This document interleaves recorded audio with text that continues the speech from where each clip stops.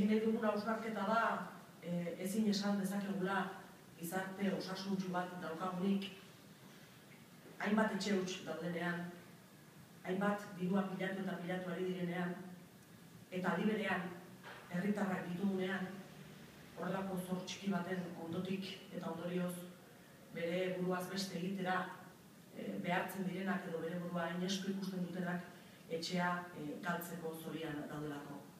Hori horrela den bitartean ezin esango dugu gizarte osasuntsu batean gaudela.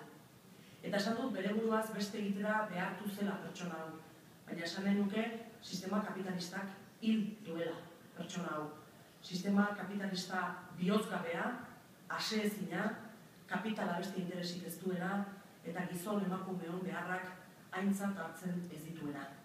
Hori da salatu nahi izan duguna eta azken aldi honetan legebiltzar honetan askori rotondaren erabilpen asko gustatzen zaien ez esan horieke rotonda honetan dagoeneko buelta gehiago eman ditugula, sistema kapitalista honen rotondak badituela aterabideak ezkerretik, badituela aterabideak justizia sozialera begira, herritarron eskubide bermei begira, gizarte justuago bati begira, eta badela garaia behingoz atera bide hori har dezagun, hau izan da azkeneko kasua.